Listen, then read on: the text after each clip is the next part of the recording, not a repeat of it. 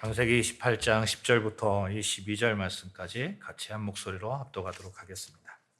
야곱이 브엘세바에서 떠나 하란으로 향하여 가더니 한 곳에 이르러는 해가 진지라 거기서 유숙하려고 그곳에 한 돌을 가져다가 베개로 삼고 거기 누워 자더니 꿈에 본즉 사닥다리가 땅 위에 서 있는데 그 꼭대기가 하늘에 닿았고 또 본즉 하나님의 사자들이 그 위에서 오르락 내리락 하고 또 본즉 하나 여호와께서 그 위에 서서 이르시되 나는 여호와니 너의 조부 아브라함의 하나님이요 이삭의 하나님이라. 내가 누워 있는 땅을 내가 너와 내 자손에게 주리니 내 자손이 땅의 티끌같이 되어 내가 서쪽과 동쪽과 북쪽과 남쪽으로 퍼져 나갈지며 땅의 모든 족속이 너와 내 자손으로 말미암아 복을 받으리라. 내가 너와 함께 있어 내가 어디로 가든지 너를 지키며 너를 이끌어 이 땅으로 돌아오게 할지라. 내가 내게 허락한 것을 다 이루기까지 너를 떠나지 아니하리라 하신지라. 야곱이 잠이 깨어 이르되 여호와께서 과연 여기 계시거늘 내가 알지 못하였도다. 이에 두려워하여 이르되 두렵도다. 이곳이여 이곳은 다름 아닌 여호와 하나님의 집이요 이는 하늘의 문이로다 하고 야곱이 아침에 일찍이 일어나 베개로 삼았던 돌을 가져다가 기둥으로 세우고 그 위에 기름을 붓고 그곳 이름을 베델이라 하였더라. 이 성의 옛 이름은 루스더라.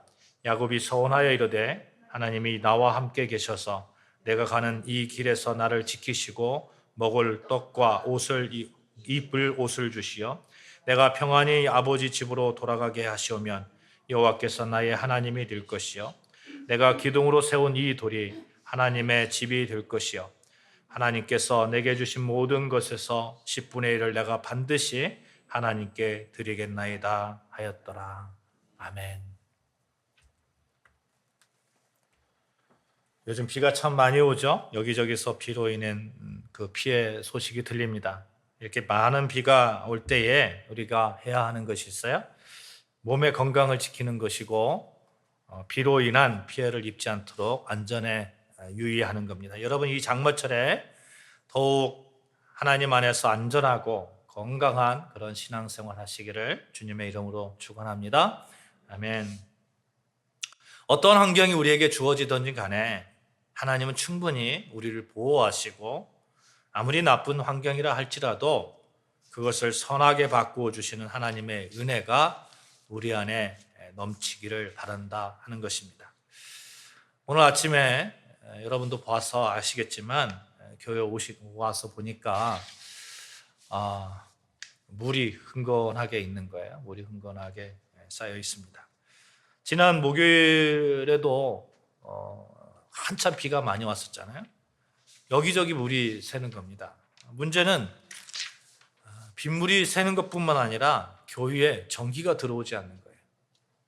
빗물이 천정에 고여서 이제 누전이 생긴 것이죠. 건물주에게 연락을 드렸습니다만 마땅한 해결책을 듣지를 못했습니다. 참 막막한 것이 전기가 들어오지 않는 상황에서 우리가 예배 드릴 수는 없잖아요. 그렇죠? 기도 가운데 여기저기 위협을 무릅쓰고 손을 보다가 원인을 찾아서 일단 그곳을 사용하지 않는 것으로 하고 사용 못하게 막아놨습니다. 그랬더니 전기불이 들어왔어요. 저는 그때 이런 생각을 했습니다. 장마철 빗물이 새는 것은 그렇게 썩 좋은 환경은 아닙니다. 그렇죠? 그래도 이렇게 전기라도 들어올 수 있어서 감사합니다. 어떠한 환경 속에서도 우리가 예배할 수 있도록 하나님께서 길을 열어주셔서 감사합니다. 이곳이 막히면 저곳을 열어주시는 하나님. 환경이 어려우면 다른 환경을 하나님께서 방법을 주시고 또 우리가 하나님께서 주신 그 방법을 찾으면 되는 거죠. 찾으면 감사할 수 있습니다. 영화 중에 오디너리 엔젤스라는 영화가 있어요. 그 담도 폐쇄증을 앓는 그런 5살 소녀의 이야기를 다룬 영화인데 이 영화에 보시면 계속 어려움이 있을 때마다 소녀의 아버지에게 외치는 말이 있습니다. 방법을 찾아보아요. 방법을 찾아보아요. 어려움이 있을 때마다 난관이 있을 때마다 이 대사가 계속해서 이렇게 울립니다. 결국 기적적으로 어린 소녀의 간 이식 수술을 성공적으로 마치는 그런 내용입니다만, 여러분, 하나님은 우리를 어려운 환경 가운데 있는 것을 허락하시지만 언제나 그 어려움을 해결할 수 있는 방법 또한 하나님께서 이렇게 마련해 놓고 계심을 믿으시기 바랍니다. 방법을 찾으면 되는 거예요. 빗물이 새고 전기가 들어오지 않고 방법을 찾아보아요. 방법을 찾으니 전기가 들어왔습니다. 하나님은 여전히 우리의 길을 열어주시기를 기뻐하시는 하나님이심이 방법 또한 우리에게 주셨다 하는 것이죠. 사실 전기기사 부르면 간단한 거잖아요. 간단하게 찾을 수 있습니다. 여러분, 오늘 본문에서도 보시면 정말 척박한 환경 속에서도 꿋꿋하게 이겨내면서 한 민족을 이루는 한 사람의 이야기가 나옵니다. 그가 선택한 방법은 하나님께 완전히 엎드리면서 하나님을 의지하면서 하나님의 도우심을 받는 그러한 선택이었습니다. 바로 야곱이라는 사람이죠. 야곱은 부모님인 이삭과 리브가 형 에서와 한 집에서 행복하게 살았어요. 그런데 어느 날 야곱은 사냥을 하고 돌아와서 배고픔에 시달리고 있는 형에게 죽 한 그릇을 줄 테니까 장자권을 달라고 이렇게 협상을 했습니다. 장자권의 의미가 굉장히 대단해요. 요즘으로 말하면 옛날에 그랬잖아요. 옛날에 우리 한국에서도 그 장남에게 많은 유산을 줬잖아요. 많은 유산을 주고 그 다음에 조금 차남에게 조금 주고 이렇게 했잖아요. 마찬가지로 이스라엘에서도 장자에게 거의 많은 그런 유산이 다 가는 겁니다. 유산이 가는 거예요. 상속을 받는 겁니다. 야곱은 형 에서와 쌍둥이 동생이에요. 얼마나 장남이 되고 싶었으면 태어날 때 형 에서의 발꿈치를 잡고 이렇게 태어났겠습니까? 야곱이라는 이름은 발꿈치를 잡고 태어났다 해서 야곱이라는 이름을 지어줬잖아요. 이런 야곱이 형의 배고픔을 이용해서 장남권을 사는 거예요. 장자권을 사는 겁니다. 죽 한 그릇에 엄청난 부 바꾼 겁니다. 이 사건으로 하나님의 축복의 대상이 에서에서 야곱으로 옮겨졌어요. 결국 에서는 족보에서 빠지잖아요. 성경 족보에서 빠집니다. 아브라함은 이삭을 낳고, 이삭은 누구를 낳고 해요? 야곱을 낳고, 이삭은 야곱을 낳고, 야곱은 유다와 그의 형제를 낳고. 그래서 여러분, 농담이라도 귀한 것을 가지고 가볍게 장난치는 것은 엄청난 결과를 가져온다는 것을 우리가 알아야 됩니다. 귀한 것을 잃어버렸을 때 누구나 그때 그 귀한 것이지, 귀한 것을 내가 잃어버렸네? 이렇게 생각을 하죠. 그렇죠? 그런데 누구나 다 그렇습니다. 그런데 귀한 것을 알지만 잃어버리기 전에 귀한 것을 소중하게 생각하는 사람을 무엇이라고 합니까? 그 사람을 지혜롭다 이렇게 얘기합니다. 지혜롭다. 학생들도 마찬가지죠. 나중에 공부를 안 하면 10년, 20년 뒤에 어떻게 될 건지 누구나 다 알고 있는 사실이에요. 학생들 다 압니다. 그런데 지금 공부를 해야 된다는 사실을 알고 공부하는 사람은 지혜로운 사람인 거예요.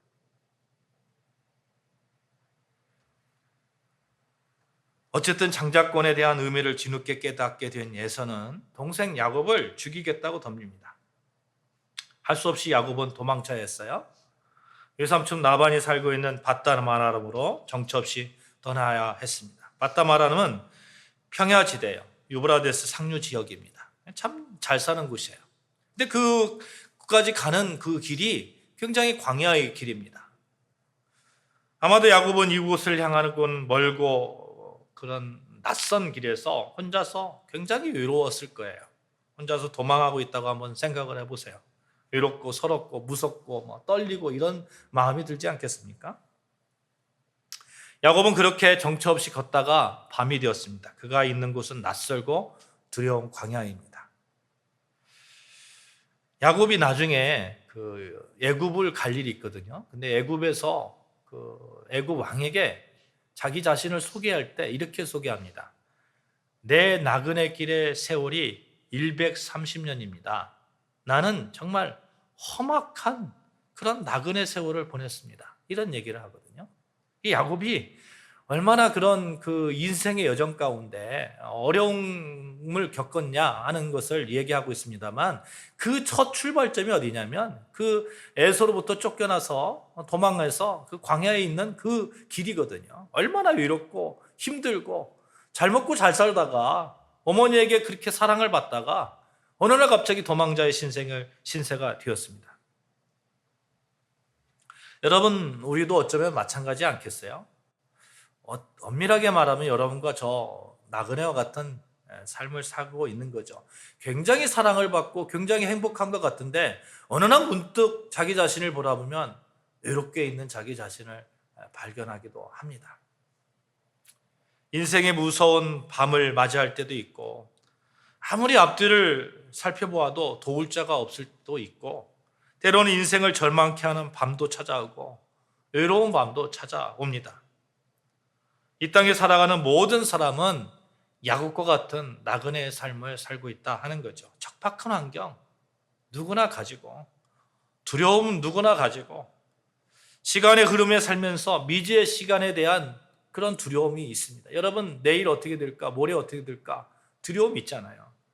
아무리 행복하다 하더라도 내일 그 행복을 유지할 것이라고 확신하지 못하기 때문에 오늘 두렵고 오늘 내일을 준비하려고 막 아둥바둥 그렇게 사는 거 아니에요? 내일을 위해서 보험을 들려고 하고 돈을 벌어 쓰지도 못하고 모아두려고 하고 계속해서 모아두다가 쓰지도 못하고 죽어가는 사람들 얼마나 많이 봅니까? 만약 내일에 완벽한 그 내일의 보장이 있다면 여러분, 그렇게 아둥바둥 살 사람이 있을까요? 생각을 해보면 그래요. 내일 완전히 보장되어 있는 삶이다 그러면 오늘 그렇게 저축하고 그렇게 살까요? 풍족하게 그냥 쓰면서 그렇게 살 거란 말이죠. 근데 내일에 대한 그런 불안이 있습니다. 시간에 대한 불안이죠. 어떻게 될지 모르는 그런 미래에 대한 불안입니다. 우리 미래의 환경이 어떤 척박한 환경 가운데 있을 줄 모르고 이 땅에 살아가는 나그네의 삶 속에서 그렇게 땅이 꺼질 듯한 한숨을 몰아쉬어야 되는 그런 상황도 있습니다. 그런데 말이죠, 이러한 절망 가운데 정말 힘들고 어려운 야곱에게 있어서는 어쩌면 처음 겪는 그런 두려움, 외로움, 쓸쓸함, 무서움, 이런 가운데 하나님께서 찾아오셨다는 것을 여러분 기억해야 됩니다. 이 사실이 우리에게 위안을 주는 거예요. 내가 혹시 절망 가운데 있을 때에도 야곱에게 찾아오셨던 그 하나님이 나에게 어느 날 갑자기 문득 찾아오시고, 그래서 나에게 힘이 되어주시고 나를 인도하시고, 우리는 그런 믿음이 있습니다. 하나님이 우리의 살아가는 방법이 되어주신다는 그런 믿음이 있습니다. 천지를 창조하신 하나님이 내 곁에 계셔서 언제나 어떤 환경에서든 그 모든 어려움을 해결해 주실 것이라는 그런 믿음이 있습니다. 그러니 우리는 오늘을 감사하면서 살 수 있는 거예요. 본문은 야곱의 인생에 있어서 어쩌면 가장 외로웠을 때, 어쩌면 가장 두려웠을 때, 어쩌면 첫 번째로 맞이하는 그런 두려움, 괴로움, 이때를 기록한 그런 본문이잖아요. 그러나 이 가장 어려운 시기에 도리어 하나님의 인도하심을 결정적으로 누리며 완전하게 하나님을 알게 된 그런 시기, 하나님만이 모든 환경에서 유일하게 해결해 주실 유일한 방법이 되시는 분이라는 것을, 하나님께서 나를 도우신다는 것을 알게 된 그런 시기라는 것. 야곱이 지금 어떤 상태라겠죠? 형 에서의 그 장자권으로 인해서 정말 쫓겨나는 그런 환경, 그런 조건이 너무너무 좋지 않은 그런 조건이잖아요. 사람들이 좋은 조건이 있으면 괜찮을 거라고 생각합니다만, 그래서 힘을 다해 살아갑니다만, 조건이라는 것이 그렇게 매일 언제나 한결같이 그렇게 좋은 조건만 있는 건 아니더라고요. 이것 가지면 괜찮겠지 했는데 막상 가지고 나면 저것 때문에 힘이 듭니다. 끊임없이 우리는 나그네와 같은 그러한 두려움 속에 있다는 거죠. 그러다 보니 삶이 피곤하고 서러워지기도 하고, 지금 이러한 상황 속에서 상징적으로 보여주는 말이 있어요. 야곱이 잠을 자는데 돌베개를 베고 잤다. 이런 말씀을 성경에서 하거든요. 돌을 베고 잔다는 말의 뜻이 무엇입니까? 여러분, 돌베개를 베고 주무셔 보셨습니까? 야유에서 돌베개를 베고 주무셔 보셨습니까? 정말 딱딱하잖아요. 그렇죠? 돌베개는 집에 있지 않고 척박함의 상징입니다. 그곳에서 어쩔 수 없이 베는 것이 돌베개입니다. 야곱이 돌베개를 베고 잤다는 것은 그가 척박한 환경에 내던져졌다. 실존주의 철학자 하이데거라는 사람이 있거든요. 이분이 이런 얘기를 했어요. 뭐냐면 사람들은 모두 다 이 세상에 내던져진 존재라는 거예요. 내던져진 존재. 모두 다 그렇게 힘들고 어렵고 그렇게 막 아주 처절하게 그렇게 살아야 되는 그런 삶을 살고 있다 하는 그런 이야기를 하는 거죠. 야곱은 척박한 현실에 내던져 있는데 여러분과 저는 어떻습니까? 사실 따지고 보면 모두 다 그런 환경 속에 있습니다. 돌베개를 베고 자고 있습니다. 야곱이 도망자라고 했는데 여러분과 저 어쩌면 도망자일 수도 있어요. 현대인들은 어떻게 보면 다 도망자일 수 있습니다. 학생들은 뭐에 쫓깁니까? 공부에 쫓깁니다. 사업가는 어디에 쫓깁니까? 불경기에 쫓깁니다. 오늘 오다가 보니까 가로수길에 보니까 정말 그 집이 10집이 있는데 제가 보는 관점에서는 보는 그 눈으로는 10집이 쭉 있는데 그 집에 10집 중에 9집은 문 닫은 것 같고 한 집만 살아있는 것 같아요. 직장인들은 승진과 발령에 쫓깁니다. 우리들은 갖가지 무시무시한 에서들로부터 쫓기고 있다는 거죠. 에서에게 쫓기고 있다는 거죠. 이러한 때에 하나님이 야곱을 찾아오셨습니다. 야곱에게 찾아오신 하나님, 야곱에게 어떤 말씀 하시는지 한번 볼까요? 15절 말씀입니다. 같이 합독합니다. 같이 보시겠습니다. 내가 너와 함께 있어 내가 어디로 가든지 너를 지키며 너를 이끌어 이 땅으로 돌아오게 할지라. 내가 내게 허락한 것을 다 이루기까지는 너를 떠나지 아니하리라 하신지라. 아멘. 지금 야곱이 어떤 상태라고 했죠? 도망자고 힘들고 외롭고 이런 상태라고 했어요. 근데 그 상황 속에서 하나님께서 오셔서 내가 너와 함께 있어 내가 어디로 가든지 너를 지키며 너를 이끌어 다시 이 땅으로 돌아오게 하겠다. 내가 너에게 약속한 거 다 이루기 전까지는 내가 꼭 너 곁에 있을게.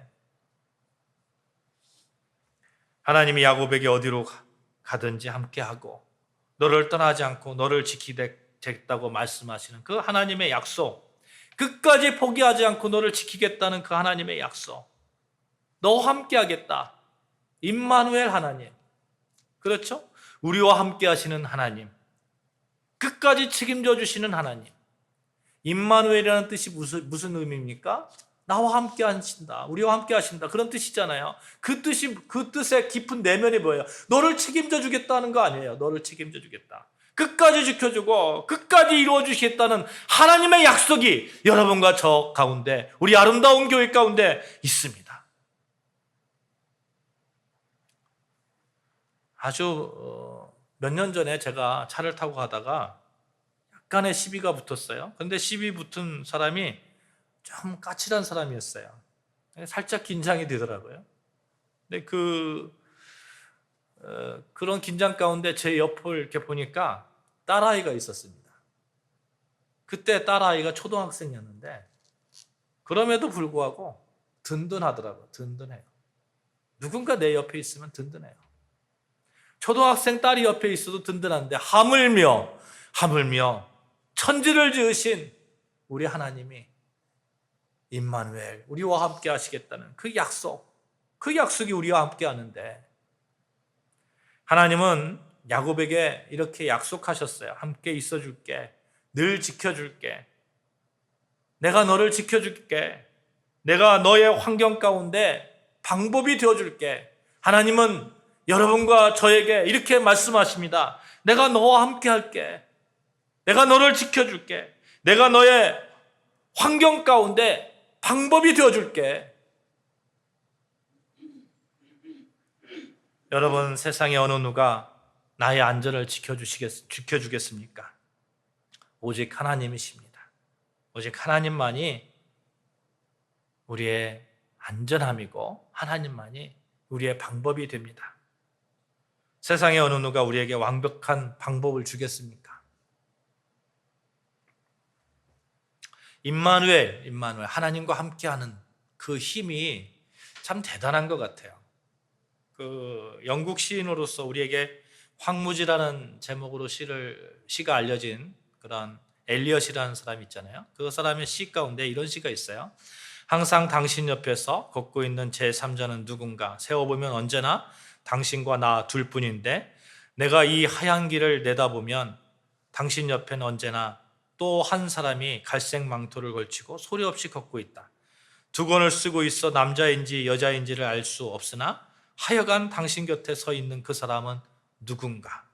이런 시인데 엘리엇이 이 시를 쓰게 된 동기가 있다고 합니다. 그러니까 어느 날 그가 남극 탐험을 무사히 마치고 돌아온 탐험대의 보고를 들었는데 탐험대가 아주 극도로 그 혹독한 그런 추위 속에서 피로 가운데 역경과 싸워야 됐잖아요. 근데 그들이 극한 상황 속에서 이 실망과 좌절에 빠질 때가 참 많았다고 합니다. 그런데 그때마다 이상하게 한 가지 신비로운 그런 체험을 했는데 그게 뭐냐면 자신들 위해 누군가 옆에서 이렇게 같이 걷고 있는 그런 체험을 했다는 거예요. 여러분 그런 경험을 하시지 않습니까? 저도 가끔 교회에서 혼자서 찬양을 한다든지 혼자서 뭐 기도를 한다든지 할 때 옆에서 누군가 같이 찬양하는 것 같아요. 뭐 그냥 여자 소리도 들리고 남자 소리도 들리고 같이 찬양하는 것 같아요. 같이 기도해 주는 것 같아요. 그런 그 자신 이외에 또 다른 사람이 함께 하고 있다는 그런 그 간정을 듣고 그런 이야기를 듣고 이런 시를 썼다는 거죠. 사랑하는 여러분, 우리는 하나님이 함께 하십니다. 믿으시면 아멘 하십시다. 아멘, 아멘. 척박한 환경 가운데 서 있는 야곱에게 임하였던 그 하나님이 여러분과 저 가운데 역시 지금 now 현재 여기에서 함께하고 계십니다. 임마누엘 하나님, 예수 그리스도, 예수 생명. 그러니 우리는 이제 하나님께 나아갈 수 있는 길을 열어주신 예수님을 꼭 붙들면 되는 것이죠. 예수님이 이 땅에 오실 때 임마누엘, 하나님이 우리와 함께 하신다고 그렇게 천군 천사가 그렇게 찬양하지 않았습니까? 우리는 생명의 근원이신 하나님이 함께 동행하고 계시며 돕고 계십니다. 예수 생명이 여러분과 저와 함께하고 있습니다. 우리에게는 예수님으로부터 함께한 생명력이 있는 거예요. 생명력이. 얼마 전에 전주에 계시는 작은 형님으로부터 연락이 왔어요. 저희 아버님, 어머님 산소가 이제 선산에 있는데 가본 거죠. 가봤는데 풀이 너무 무성하게 이렇게 자라 있는 거예요. 그러니까 어떻게 빨리 이렇게 풀을 제거해야 되지 않을까 하시면서 이제 뭐 그런 마음을 가지고 저에게 연락을 하신 거죠. 근데 여러분 지금 어떤 시기입니까? 장마철이잖아요. 산소에 매일 방문하다시피 하면서 자라나는 풀을 베지 않는 한 이 장마철에는 베면 내일 모레면 또 자랍니다. 그래서 제가 이렇게 말씀드렸어요. 형님, 지금은 풀들이 자랄 시기예요. 저는 그 풀들을 보면서 이런 생각을 하게 되는 거죠. 그들에게 정말 있는 생명력은 무엇인가? 죽은 것 같고 닳아진 것 같은데 끝까지 생명을 유지하고 있고 자랄 수 있는 어떤 환경만 조금만 주어지면 그냥 쑥쑥 자라는 그런 생명력. 생명이 있는 한 어떤 식으로든 자란다는 것이죠. 여러분, 우리에게는 그런 예수 생명이 있습니다. 비록 지금 척박한 땅에 있을지 모르겠지만 여러분, 우리에게는 예수 생명이 함께합니다. 강력한 생명력이에요. 죽음에서 부활까지 한 생명력입니다. 세상 어디에 완전히 죽었다가 다시 살아난 그런 생명력이 있습니까? 예수님밖에 없잖아요. 예수님밖에. 예수님과 접붙여져 있는 여러분과 저, 그러니까 강력한 생명력이 있는 거예요. 쓰러진 것 같은데 일어나 있는 거예요. 요한복음 1장 4절 말씀에 이런 말씀이 있어요. 그 안에 생명이 있었으니 이 생명은 사람들의 빛이라. 예수 그리스도. 여러분, 우리는 예수 그리스도와 접붙여진 사람들입니다. 그러니 이 생명을 같이 하고 있고 우리는 빛 가운데 설 수 있습니다. 요한복음 15장 5절 말씀에 나는 포도나무요 너희는 가지라. 그가 내 안에 내가 그 안에 거하면 사람이 열매를 많이 맺나니 나를 떠나서는 너희가 아무것도 할 수 없으니라. 우리는 예수 안에서 모든 것을 할 수 있는 사람입니다. 사랑하는 여러분, 그러니 우리는 예수 생명을 꼭 붙들고 어떤 환경 속에서도, 비가 줄줄 새는 그런 환경 속에서도 예수 생명 붙들면 되는 거 아니겠습니까?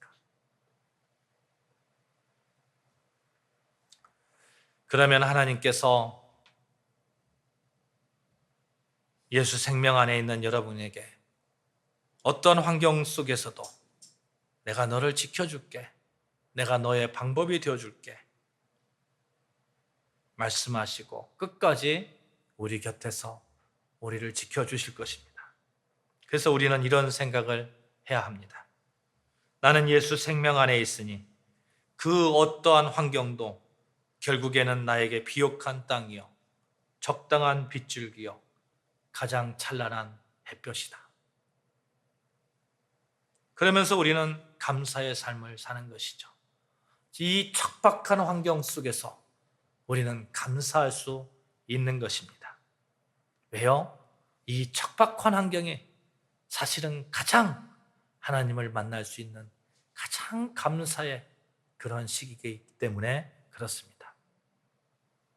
며칠 전에 그 연세 지극하신 분과 이런 말씀을 나눴어요. 그런데 이분이 사실은 성악 아카데미를 하시는 분인데 이제 악보가 필요하잖아요. 악보가. 그래서 악보가 요즘 참 좋은 세상이라서 인터넷에서 이렇게 하면 PDF 파일로 그냥 뭐 악보들이 팍팍 나오거든요.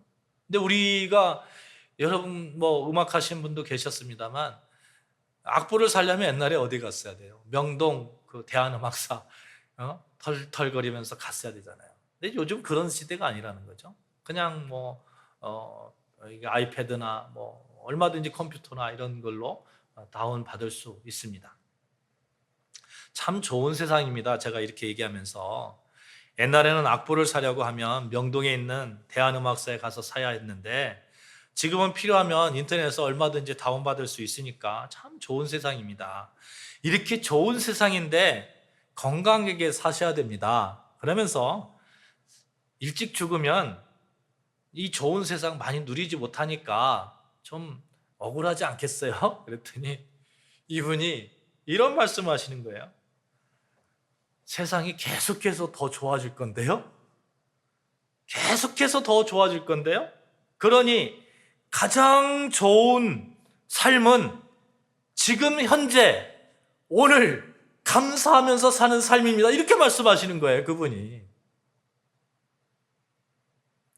저는 그분의 말씀을 들으면서 저분 분명히 그리스도인이다, 이런 생각을 했습니다. 사랑하는 여러분, 우리는 이 땅에 살면서 참 여러 가지 환경 속에 거할 수 있습니다. 때론 좋은 환경일 수 있고 때론 나쁜 환경일 수 있습니다. 그러나 여러분, 모든 환경 가운데 하나님이 함께 하시니 가장 감사의 환경이고 가장 좋은 환경이다 믿으시면 아멘 하시기 바랍니다. 아멘. 오늘 본문 야곱이 깨달은 게 있어요. 16절 17절 말씀입니다. 16절 17절 같이 봉독합니다. 시작.